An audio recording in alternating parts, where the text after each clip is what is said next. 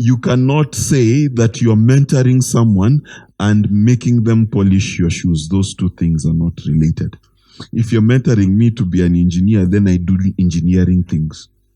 Correct? You're mentoring me to be a leader, then I do leadership things.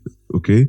So the church is quite wrong that the anointing is transferred by servitude. It has nothing to do with that. It is transferred by relationship. Okay? It's that simple. Your son or daughter will inherit from you because they're related to you. Correct? So the double portion is not because Elisha was subservient to Elijah. That's not why the double portion happened. Can we agree? The double portion happened because Elisha became a son to Elijah, which is proven because in the book of Malachi, it says that Elijah shall come to teach us again how to be fathers and sons. Because we don't know how to be fathers and sons, we are Democrats.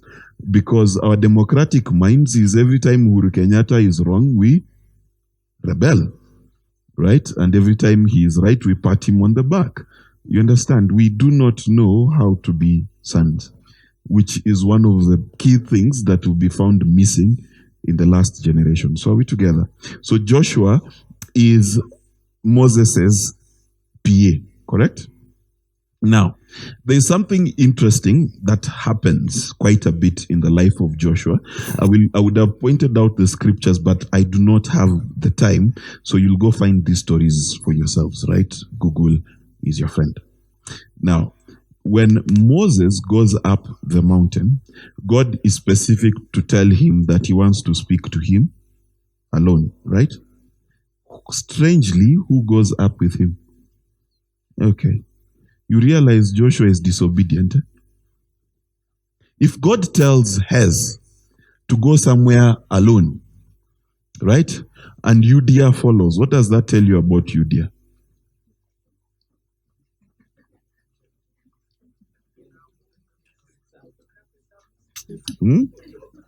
Okay? Now think about it. God has specifically said that you should come alone. But Joshua, every time God tells Moses to go anywhere alone, Joshua goes also. That is sign number one about Joshua. Sign number two about Joshua that is significant.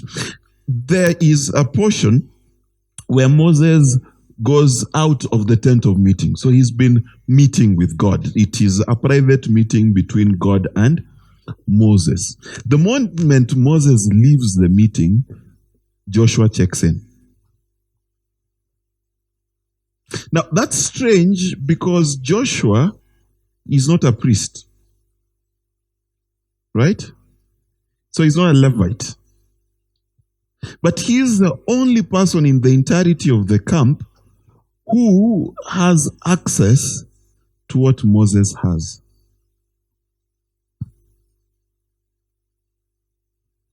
Think about that. Now, for most of us, we have no idea where our leaders' power comes from. In fact, we mostly do not know how our leader even gets revelation. Do we? Okay. Jesus is interesting. And Jesus and Joshua is the same name. How many disciples does Jesus take with him to Gethsemane? 3. And what is the difference between these 3 and the other 12? And what's the difference between the 12 and the 72? And more importantly, which one are you? You see, there's a multitude that followed Jesus, literally, they followed him across the waters. You know that, those guys, right? He fed 4,000 and they told him, we will follow you wherever it is you're going. And they crossed literally oceans, unlike your high school boyfriend, and literally followed Jesus, right? And then there were the 72, right? Who followed Jesus nearly everywhere. Then there were the 12 who finally made it to the cut. Then there are 3 who make it to Gethsemane, and then there's only 1 that makes it to the cross. So which one are you? See, the multitude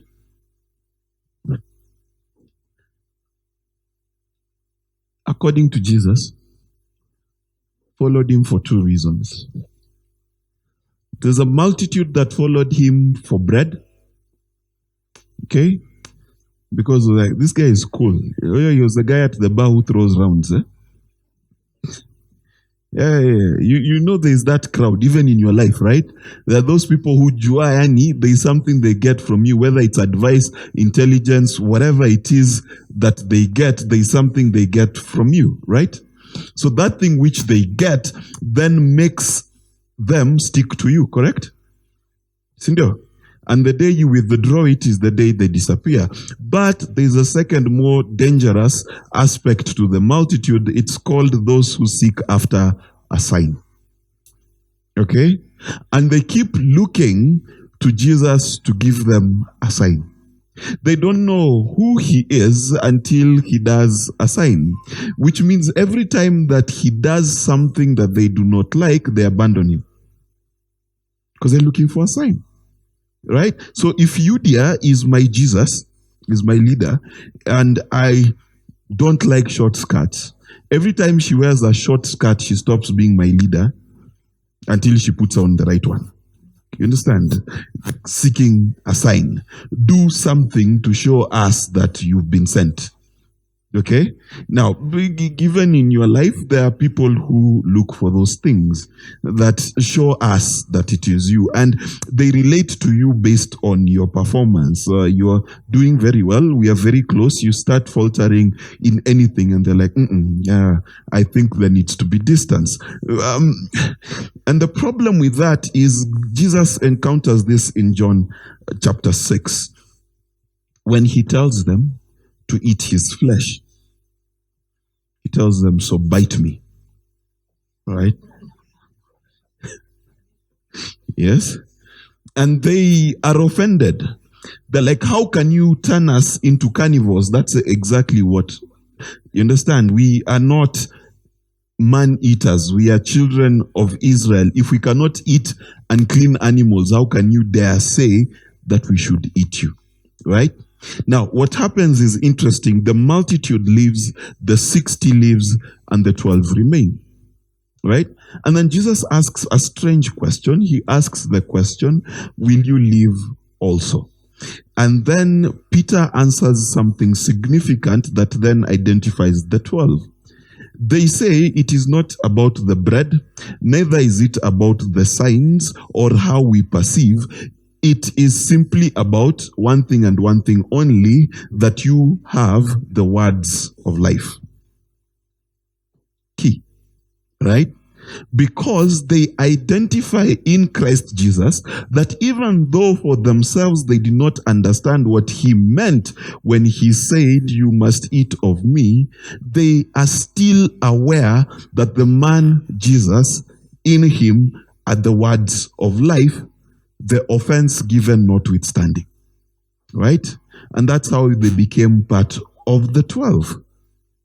Are you together? But the way you become part of the 3 is to become Jesus' friend. Now, these 3 are the same ones who see him transfigured. Correct?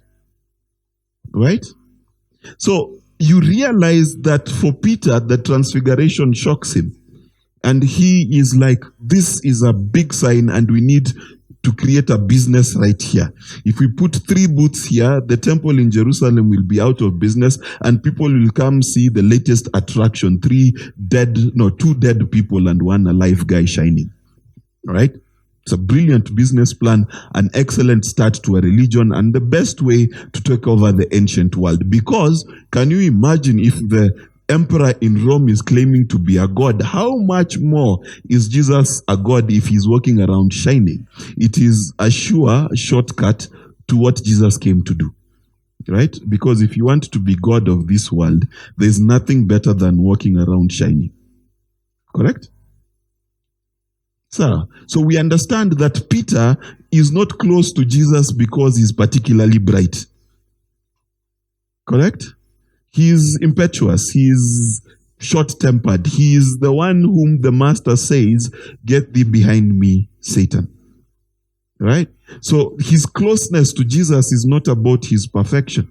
In fact, Peter is the one disciple who should make you feel like you can make it. You know how Donald Trump makes you feel like you can be president? Peter is the one disciple who makes you think you can make it because he is the racist one, he is the angry one, he's the one who's confused, he's the one who gives up, he's the one who denies Jesus 3 times. Right?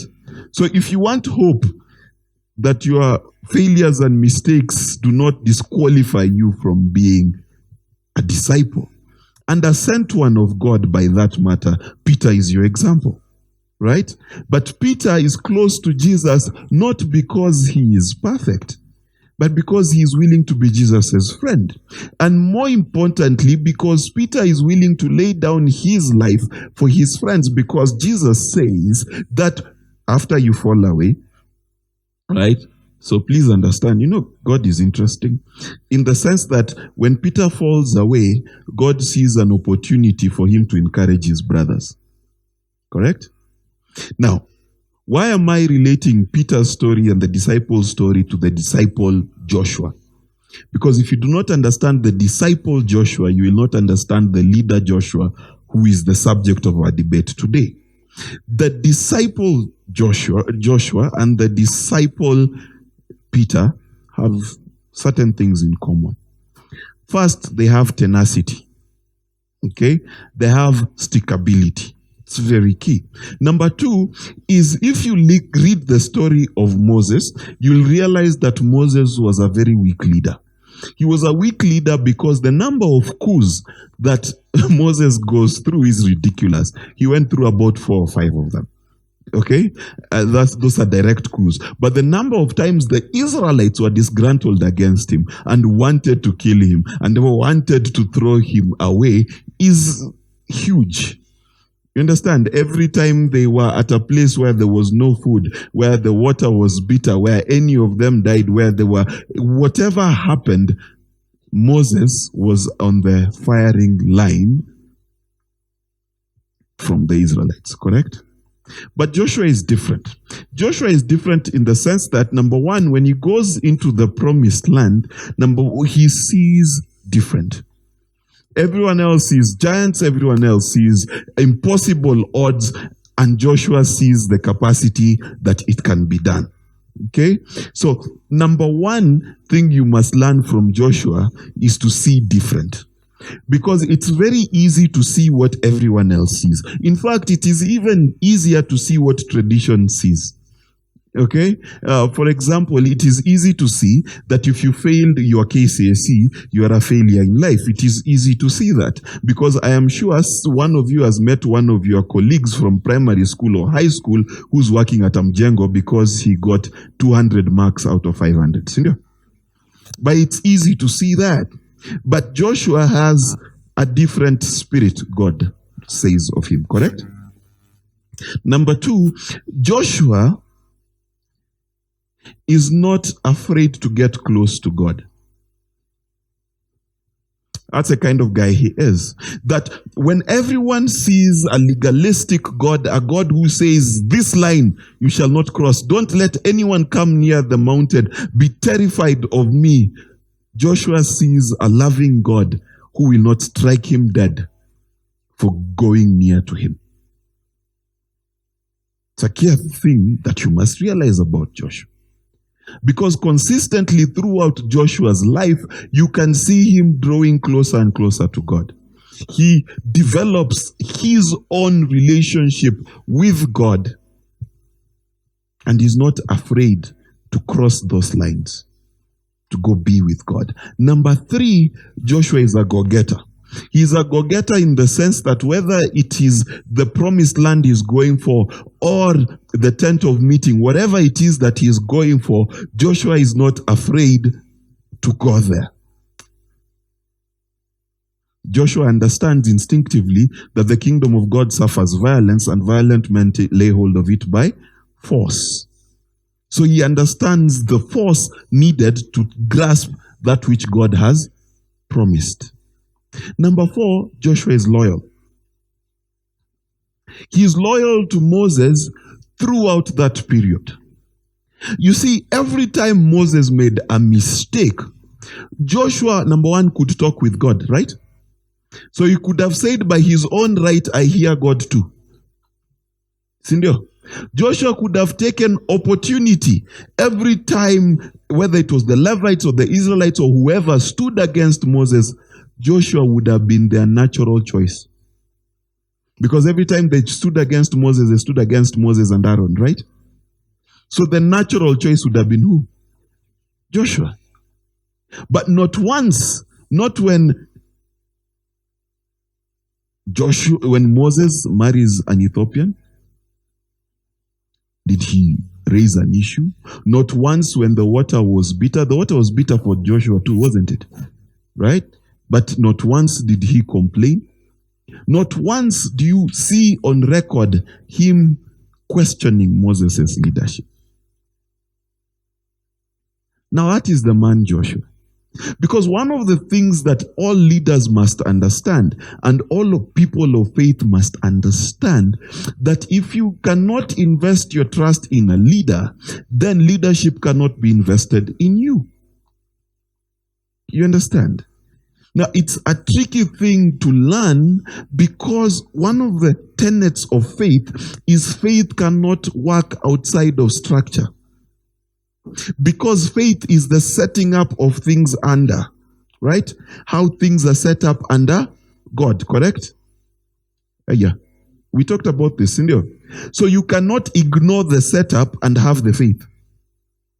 Do you understand? So this man, Joshua,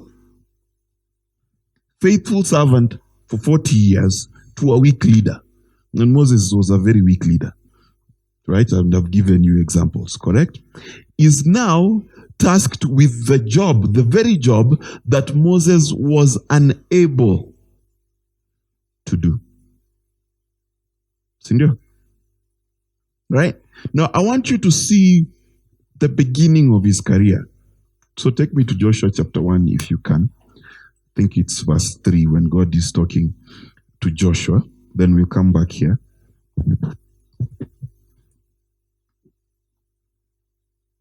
Are you there?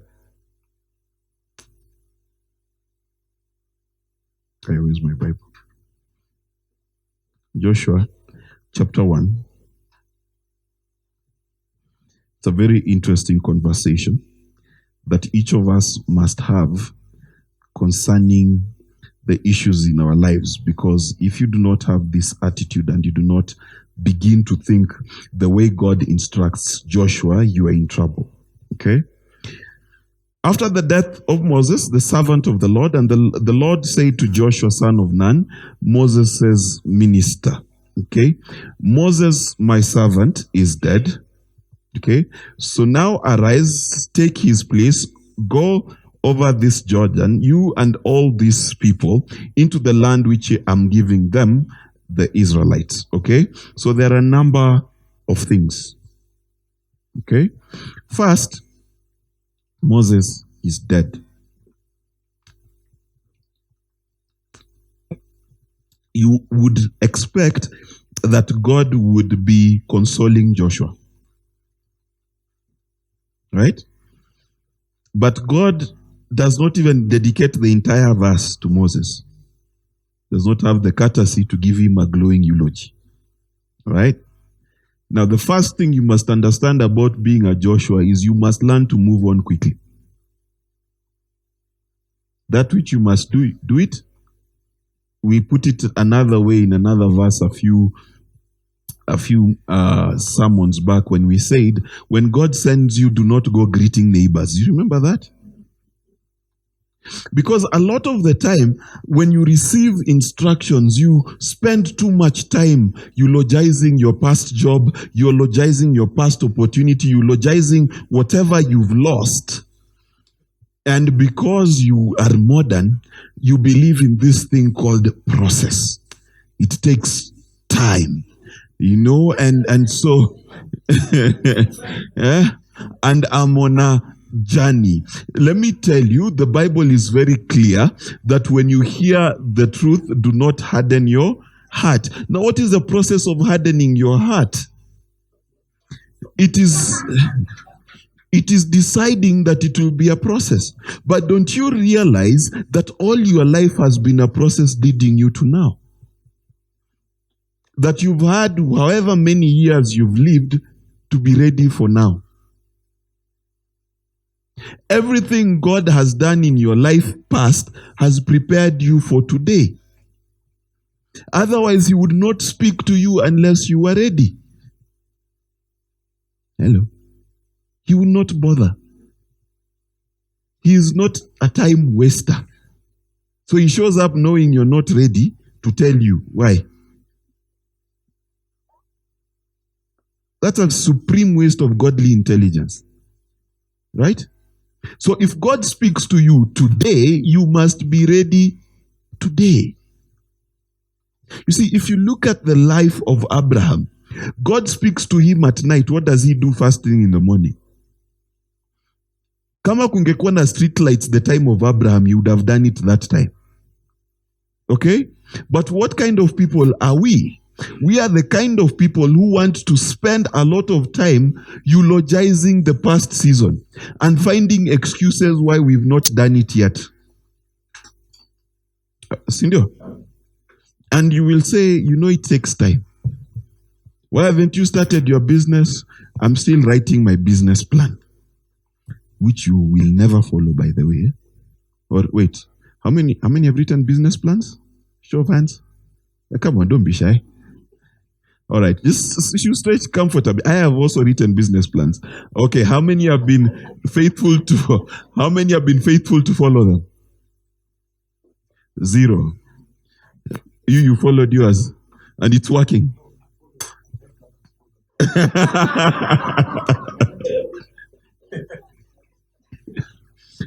You see, a lot of the time when God is about to send you, you spend too many of your verses. Okay. I did not, usually that's what the church soundtrack. It's usually tang, it's more. So a lot of time, what you do is you spend a lot of time on the death of Moses and not so much on what tasks need to be done.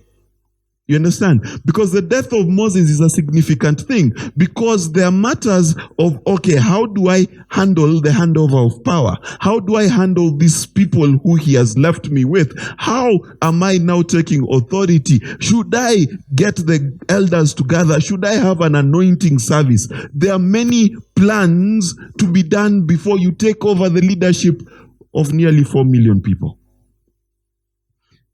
The death of Moses is not something that, humanly speaking, you just step in. It's been 40 days I am here. God has told me, right?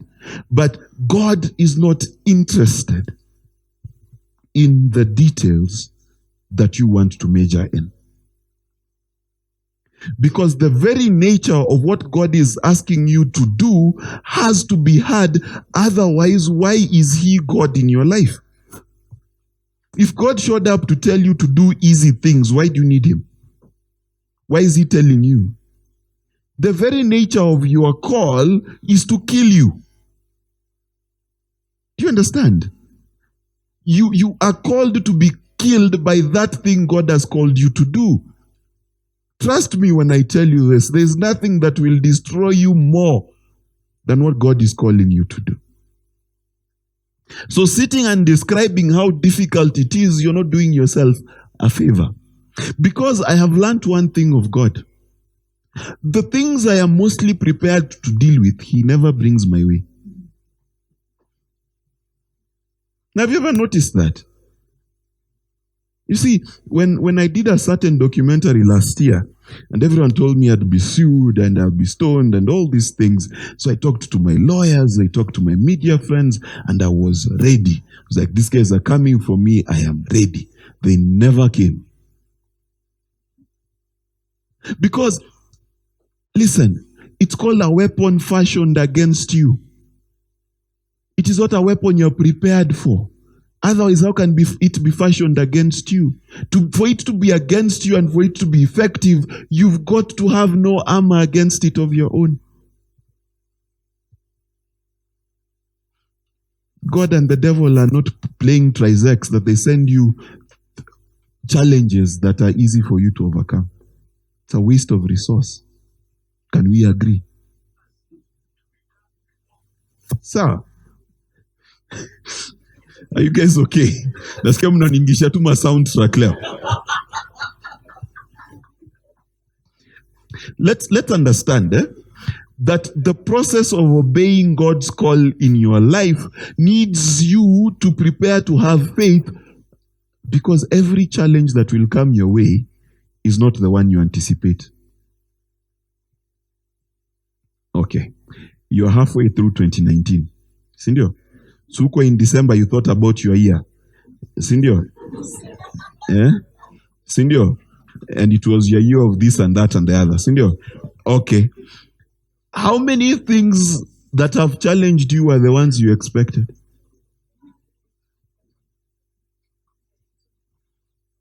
I am sure even the sins that you've done have shocked you.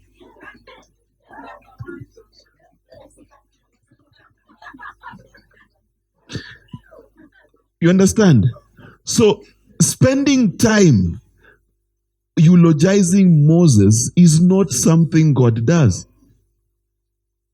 So stop this nonsense of process and things like that. My friend, you'll never be ready to start a business, never be ready for any of these things you're supposed to do. You'll never be ready.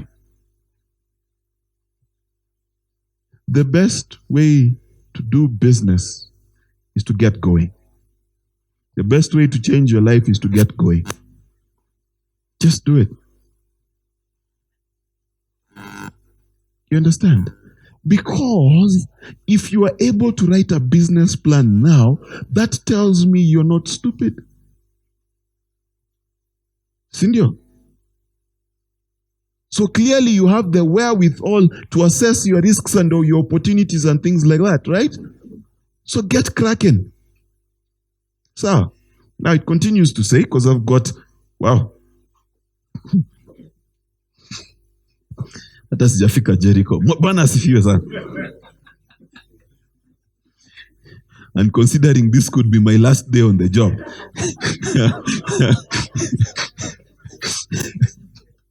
Doing very badly. Because I'm up for performance review in a short while. Right? Now, listen. A few things that he says. Go over this Jordan, you and all these people, into the land which I'm giving to them, the Israelites. And he is giving him a task. Then he says, every place upon which the sole of your foot shall tread, that I have given to you as I promised Moses. Now, a few things. God promised who? Not Joshua. So you understand why the relationship is important. Okay? Because a lot of us have solo missions. Purpose is nested. Purpose is nested. In other words, your purpose and my purpose intertwine, and it intertwines with another person's and things like that, right? So this is why it is dangerous to keep dropping relationships.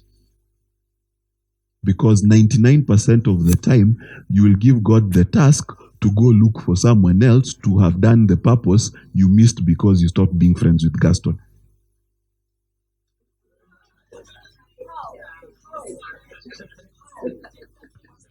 No, but it's easy.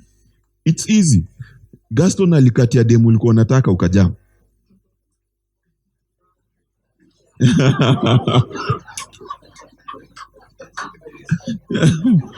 It's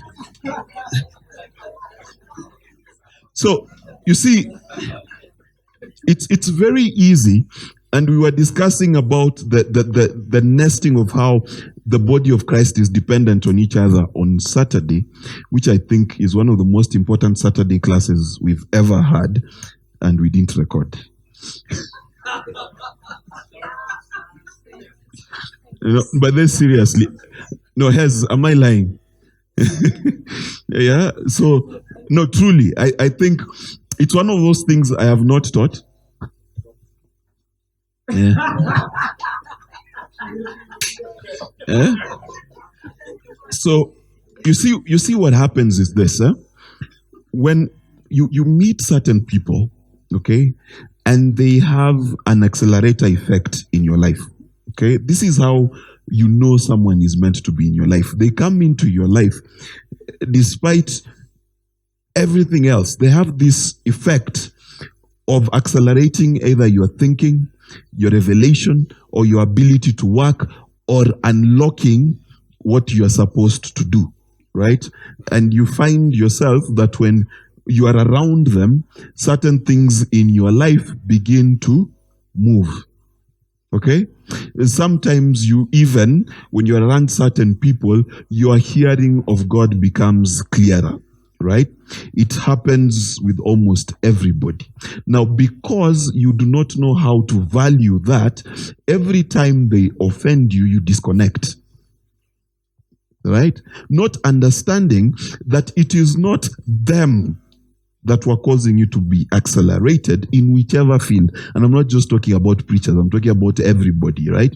It is not them, their person, their character, their connection, their networks, their money. No, it is their grace. You understand? It is their grace. It is sort of like going with a celeb to a club. You notice they treat you different. Yeah, if you've never been to a club, it is like going to a concert.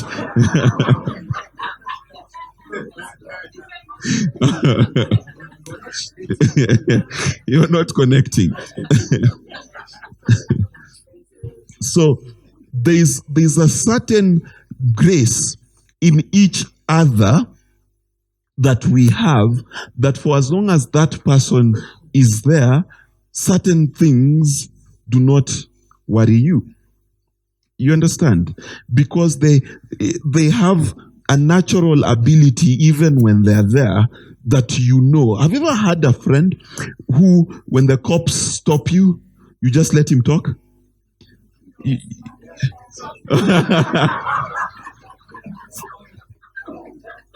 understand? And somehow you know it will be fine. You understand? Now, this is the reason why we keep relationship.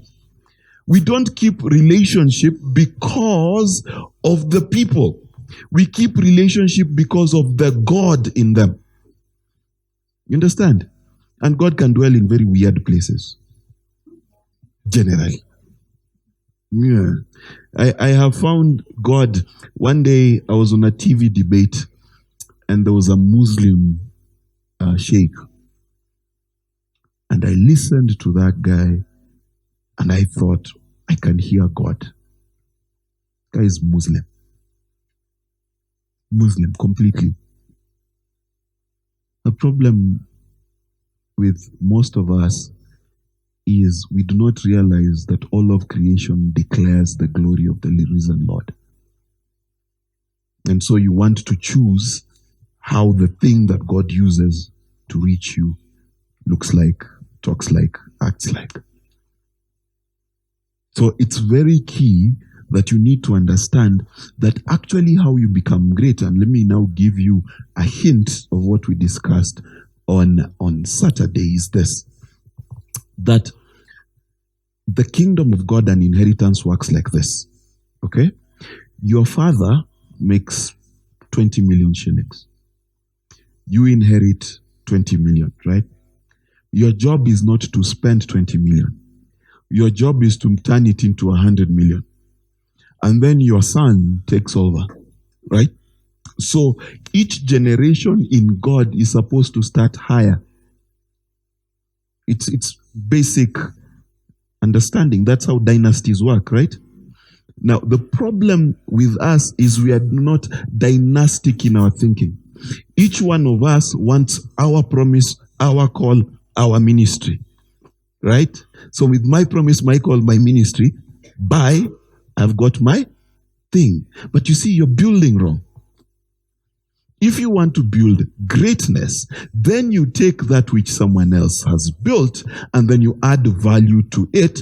And that's how the glory of the latter church is greater than the former.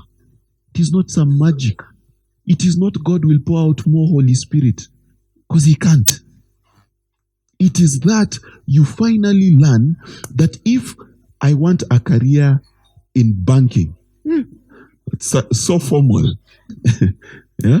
If I want a career in banking, then the easiest thing is to build on what Gaston has built. You understand? Now, the problem with us is you're forever in foundations. You're forever digging your own foundation. It's a problem. Because you're always starting, aren't you? Yeah, you're starting a business, starting. So you have to learn everything afresh. Because you need to understand that the promise does not necessarily need to be yours. No, so the simple question I'd ask you is, whose promise are you living out? Whose prophecy have you inherited? Whose promise?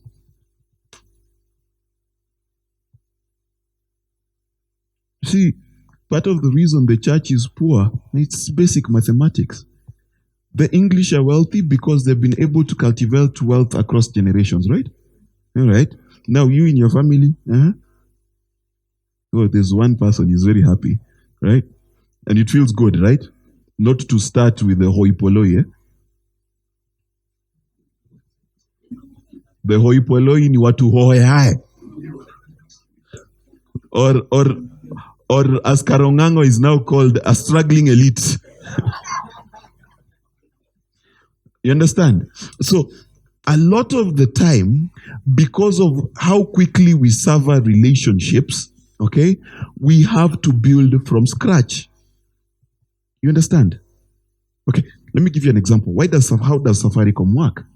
Safaricom works because they understand that there is a commercial director who has grace for commerce, right?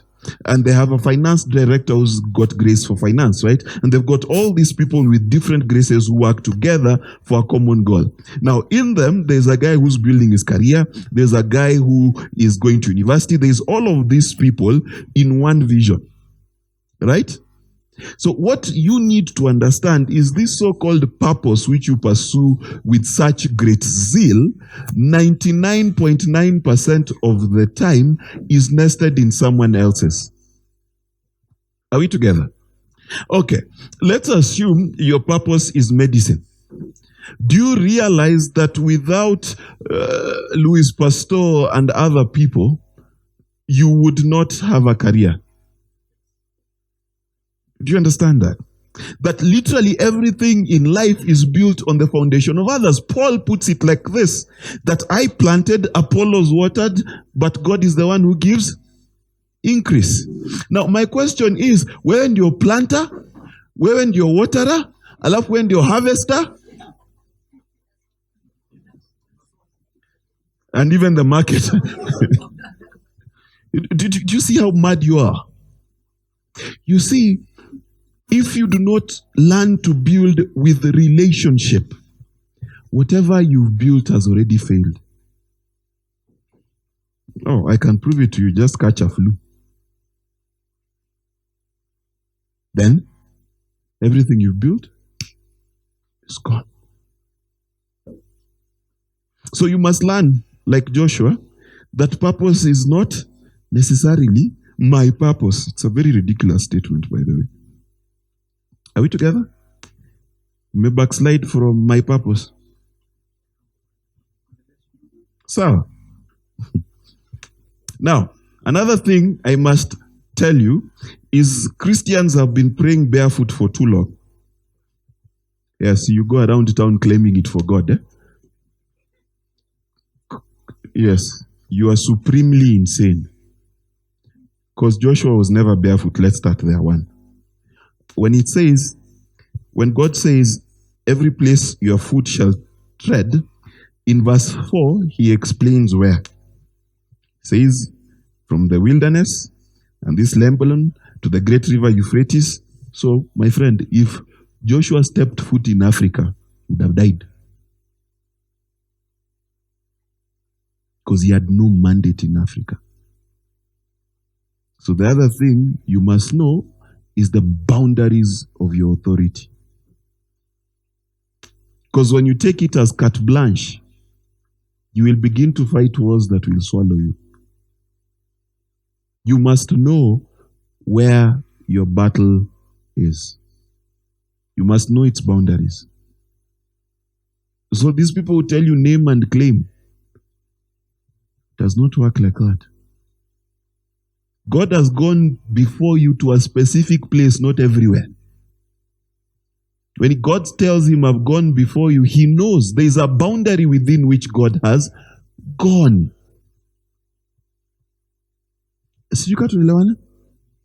Now, please understand that boundary is not cars and chambers and things like that, because that's how you think, maybe I'm not supposed to own a mansion. It does not matter. It does not matter. If a doctor comes to treat you and you're very sick, will you ask him where he lives? Does it bother you? So I don't know where this false parallel of maybe God doesn't want me to own a car came from with your purpose. God is interested in you doing what he sent you to do. He's not interested in what you do it in, or where you sleep while you're doing it. You think my someone is affected whether I slept in a 5-star hotel last night or a 2-star or at Karumaindo Bar and Lodge?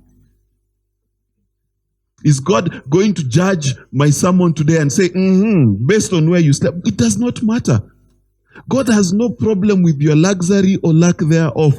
It is a non-issue to him. Yeah, amen. There are two sides. Hear me correctly. He does not care whether you are in luxury or in poverty, because Paul expects and says that you need to have learned to be content whether you are lifted or you are abased. So this idea that maybe I'm not supposed to own a car, maybe I'm not supposed to live in Karen, my friend, how do you think God is bothered? The people you are supposed to help, Lily, do those children tell you, where do you stay? Then they tell you, una car. Do they discriminate? So this idea that I'm not supposed to own, or God has, you're supposed to do. The boundaries of what you're supposed to do are not boundaries of wealth. Because the biggest boundary you have in your head, maybe God meant me to be a 10 millionaire, a 30 million. Those are the boundaries. Those are nonsense boundaries. God's boundaries are to the purview of who you're supposed to serve.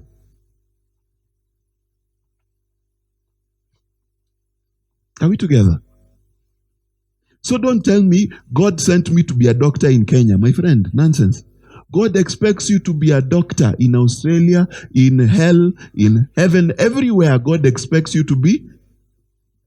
So this idea, I am sent to youth, to do what? There is no such thing. You are simply sent. And wherever you go, you do good. Tuache hizi story nyingi. Oh, I'm sent to young people. I'm sent to women. So when they have sons, what do? You are sent to people. Stop specifying it. Because you have no idea. I'll give you an example. There's a hospital that was started and was called the Nairobi Women's Hospital. Sindio? Okay. A number of problems. First of all, there is Nairobi Women's Hospital, Nakuru. Nairobi Women's Hospital, Mombasa. So Nairobi ni shida. Then ukienda, that women's hospital, it has a men's. Okay. But that's what we keep doing. We want to limit the scope of God to your own desires. Number two, stop looking to your past to determine where you're going. Because if Joshua looked at his past, he'd have said, I am a professional wilderness counselor. Are you going through the wilderness? Call Joshua. I have gone through the wilderness, and therefore my ministry shall be called Escape the Wilderness International.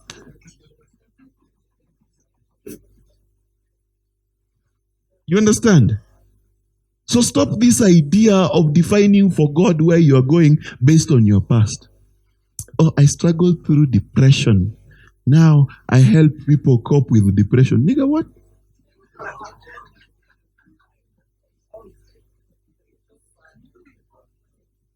No.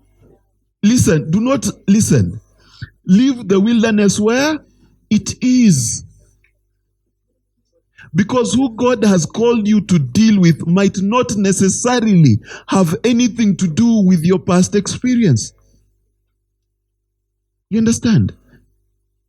God is the one who sets your boundaries. You do not set them yourself. So stop this youth, my past, I'm a single mom, I am a single dad. Kwanza single dads, hey my friend, if a man raises children, we will never hear the end of it. Super dad of the year, my friend.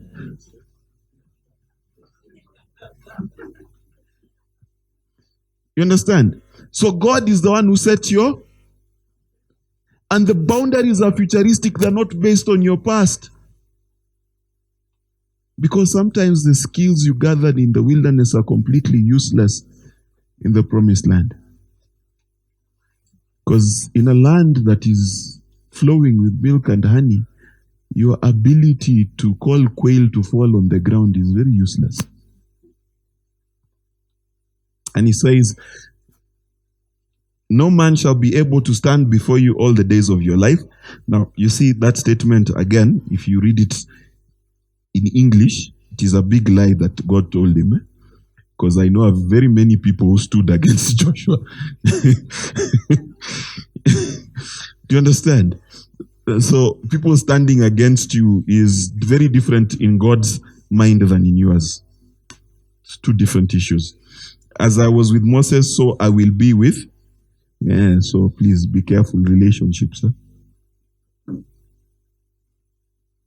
As I was with, so I will be. So if you don't know how he was with Moses,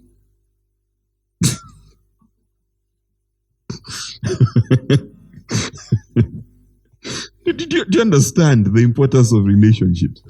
You know, and I'm teaching you about faith because faith is caught. That's why I keep talking about the Moses-Joshua dynamic. Peter learned faith by looking at Jesus do it. That's why they were the disciples. Because they saw Jesus do it. It is the relationship they had with Jesus, not the revelation they had, that made them who they are. And the funny thing is that as a church, we are so distant from each other that you do not know how God is with some. You don't know his story. You don't know where Sam went to high school. You do not know how he survived in campus, do you? You do not know how he came from a village boy to the man he is. You don't know. So when God comes and tells you, I will be with you the way I was with Sam, and you're in second year, it's a very confusing statement. That's why God is called the God of Abraham, Isaac, and Jacob. Are we together? God is generational. That's why he's called some to be teachers. Because it's not the best way to learn. This is not the best way to learn. The best way to learn, by the way, is to learn by living life with someone. That was the original desire. That's why Christ said, go and make disciples. Not classes, not crusades, not churches. Disciples. Kiniko sisi bangi yetu ni nyingi. We assume that standing in front of people and speaking is making disciples. No. It is actually making disciples, not disciples. In fact, out of the room I'm looking at, there are very few disciples of mine. Very few. And I can tell you, it's very easy to prove whether you're a disciple. Where is my tent of meeting with God? Where is that place I live and you enter? You understand? It's a relationship. That's what Christ called us to do. And it is in that relationship that you begin to see how God works in someone and for someone. And then you are able to understand when he says, as I was with, so will I be with you. That's how you grow faith. Faith is relational. That's how it's learned. And that's why Peter says, if it is really you, Master, then bid me to come. Then what happens? For as long as his eyes are on Christ, he is fine, right? There you go. That's why Paul says, follow as I follow Christ. It is not a statement of righteousness. You understand? It is a statement of a walk. And a walk is different from righteousness. You know, Christians are the funniest people. They'll tell you, my walk with God is going well. Okay? Their walk is, I don't smoke, I don't drink. That's not a walk. That's not doing stuff. A walk is the things that you've done in God, despite all those things. There's a book, many books have been written about so-called God's generals, right? And what you'll find very interesting is they did great things despite great weaknesses. All of them. Recently, I was reading about Martin Luther King Jr. And this journalist was so mad because a guy, was apparently gay, among other things. He was so mad and he said, this is a stain on his legacy. Then I wondered, his legacy was about anal virginity or about... Because which is the legacy? Which one? Or the legacy was about the liberation of the black race in America? Which is the legacy? Were you not liberated? Did you understand what I mean? But you see, it is easy to forget that walking is about a doing. It's about achieving something. It's easy to forget that. So here, what God is referring to, because if God was referring to Moses' walk in terms of marrying Ethiopians, then the first thing Joshua should have done is marry an Ethiopian. Sindio. Because what we would expect is that Israel should have been infected with Moses' character. That's what we know, right? And similarly, Israel should have been infected with David.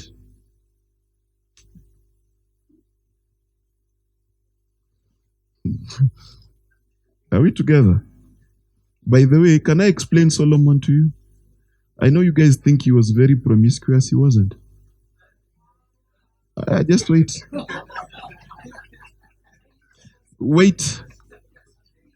Wait. Solomon was a coward. That was his problem. Solomon never went to war. And in the ancient world, if you don't go to war, what do? You marry from every tribe. No, seriously, did you honestly think he had the stamina for 1,000 women?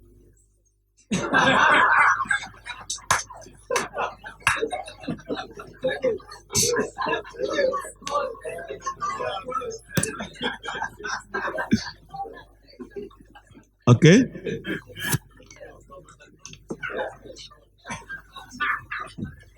Okay?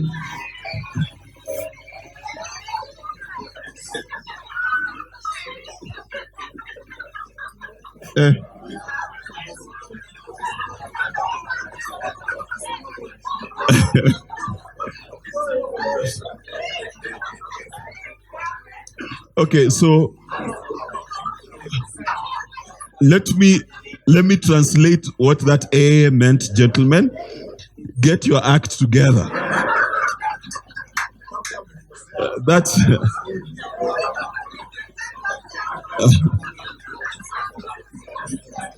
Eh? That's so that's what the ladies meant. And the gentlemen were like, "What's wrong with you?" Let's finish, right? All right, listen. Let's. Wait, I've got a few minutes, eh? Okay. Now, be strong and of good courage, for you shall cause these people to inherit the land which I swore to their fathers to give them. Okay. Now, please note that the objective of any leader is for the people to inherit. It is not him. You will cause the people to inherit. So the labor of a preacher is to cause you to walk into your rest. Are we together? I can teach that, but that's not part of our faith series, all right? But what God keeps saying, only you be strong and very. Now, notice that the courage is Joshua's, not Israel's. That you may do according to all the law which Moses my servant commanded. Now, these are problems. What Moses commanded or what God commanded?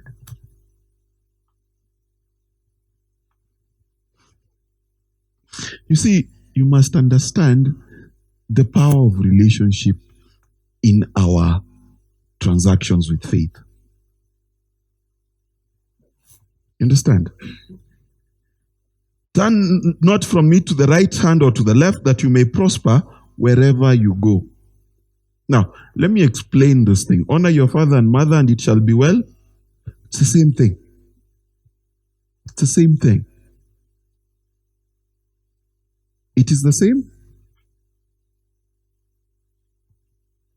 Because one of the things that we don't understand about leadership, even Uhuru Kenyatta's leadership, as flawed as it is that God literally is obliged to give him the blueprint of 50 million Kenyans.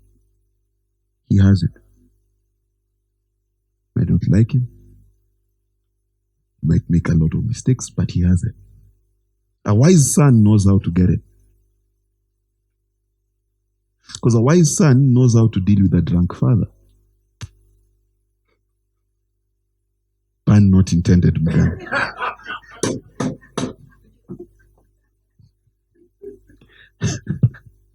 You understand? Are you seeing the character of Joshua? Right? Because by the time he's able to deal with Jericho, he is all these things God is talking about. Right? Now, I want to go. There's be strong, be courageous, and it's repeated many times. Now I want us to go to Jericho.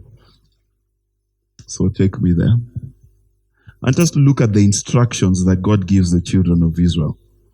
Right? Because this is an interesting dilemma. Number one, the children of Israel have never in about, they were established 470 years before this date, they had never participated in siege warfare. In fact, they were builders and masons and cattle keepers and shepherds throughout their time in Egypt, right? The wars that they had survived in the wilderness was skirmish wars, okay? These guys, by the time they're getting here, they're just freshly circumcised, okay? And interestingly, manna had ceased the day they crossed. So, manna has ceased. There's no cloud or pillar anymore. Everything is different. So different is it that Joshua's first change,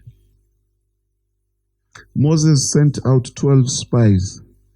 Joshua sent out 2.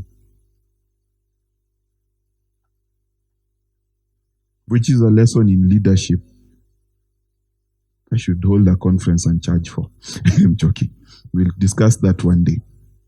So what is key to understand? Where are we? I don't want the spies. Go back to the presentation. So you have the scriptures there. So I want you to look at God's strategy for siege warfare. Now, siege warfare, to capture a city, if you've watched movies, was the most difficult thing, right? Now, you can imagine you are facing a gilded city and you have nothing other than a tabernacle, a few Levites, and Joshua. Now, a lot of the time when you're starting your journey to God, you will find that you're looking at something impossible that to you no one else has ever done, and you've got to somehow break it down. Okay? Now, Jericho, a fenced town with high, was tightly closed because of the Israelites. No one went out or came in. And the Lord said to Joshua, see, I have given Jericho, its king, and mighty men of valor into your. Okay, now a lot of the time when you hear that, your assumption is we'll walk over to Jericho and say, keys, please, right? So that's what you usually think, especially when you say, I receive. Your loan is paid, right? And you wake up the next day and you go check your account and your loan is still negative. Correct? Now, you must always listen to God beyond that point. Because usually what you think you've had is not. Because your brain has the tendency to fill in the gaps. You've noticed this by now. God promises you one thing, you thought it was A, then it turned out to be B. Cindy? You shall march around the enclosure. You shall march around the enclosure, all the men of war, going around the city once. This you shall do for 6 days. So you must go around the city once, so that you are able to see how tall it is, how impregnable it is, so that you get a full scope of how big the problem is. A lot of the time, the reason you do not take journeys with God is because you've not learned to do what Jesus said. Count the cost. You've never done it. A lot of the time, you watch masterclass on TV, you're like, hey, I want to go to masterclass. Pause. Count the. Did you hear? Mark is a good guy, I want to be his friend. Yeah. Count the.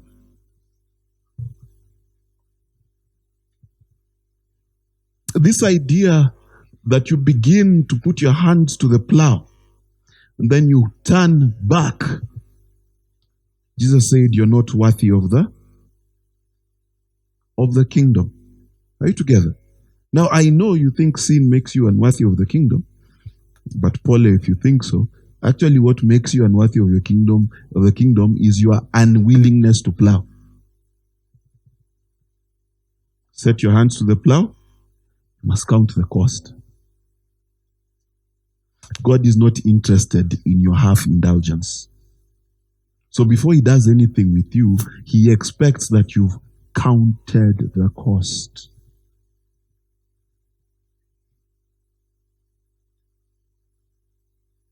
If you don't count the cost, then the weight of it at some point will break you. In the kingdom, if you say, I choose to be your friend, in effect what you're saying, I choose to die on your behalf should the need ever arise. Because greater love knows no man than this, and to lay down his life for. Count the cost. You see, the Christians of today, they go around Jericho, see one problem, quit. Go around Jericho, get to one offense, quit. Go around Jericho, see how big the problem is, quit.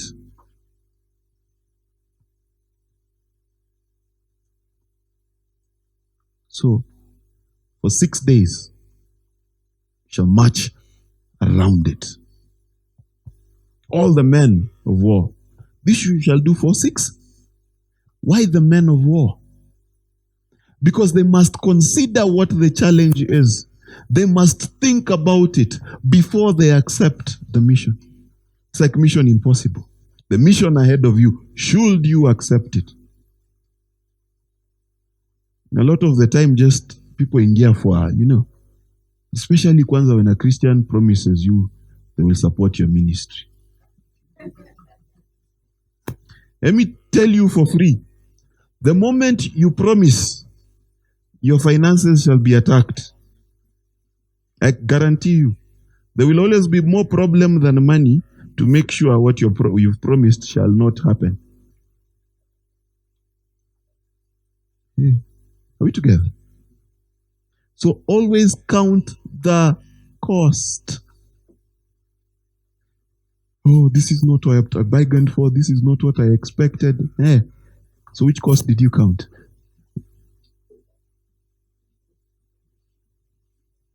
To lay down your life for? This you shall do for 6 days. This you shall do for? Why 6 days? 6 is the day in which man was created. Right? So that's the man phase. Do your whole manly thing. Like Jesus at Gethsemane. Do I really want to die for these guys? Do I really want to be crucified? Right? Give me 2 minutes, I'll be done. The elephant has, I don't know, still in the room somewhere.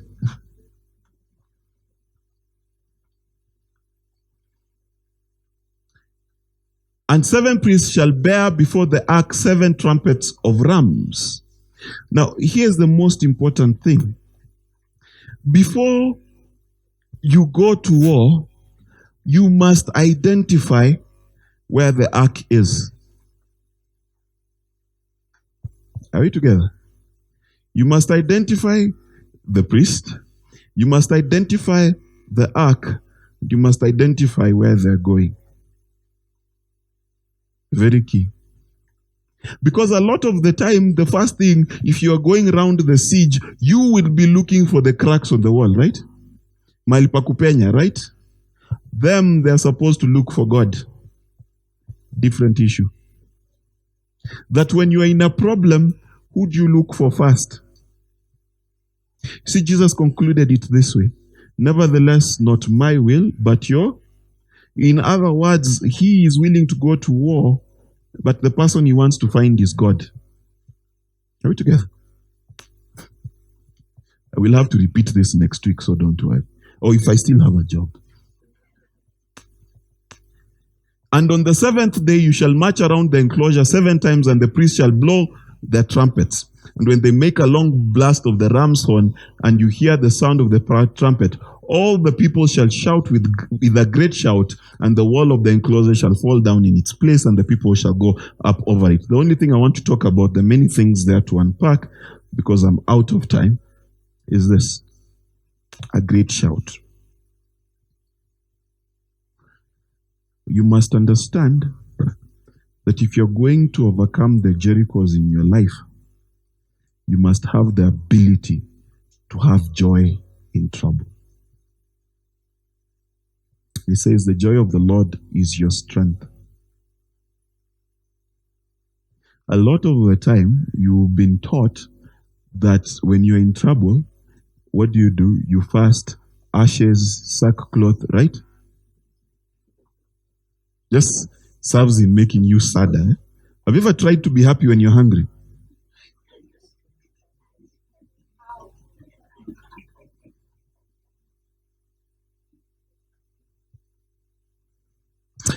A lot of people call me and they ask me a basic question. Are you okay? And then I always tell you I'm okay. You think I'm lying. It is not an assumption of the problems I'm having. It's because I've learned to shout. And if you learn to shout, then Jericho will definitely fall. If you do not have joy, if you don't have the capacity to have joy, you're in trouble. Are you together?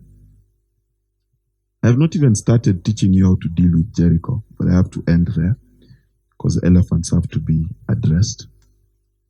And I'll suffice it to say that if you're going to be like Joshua, remember the points I've given you.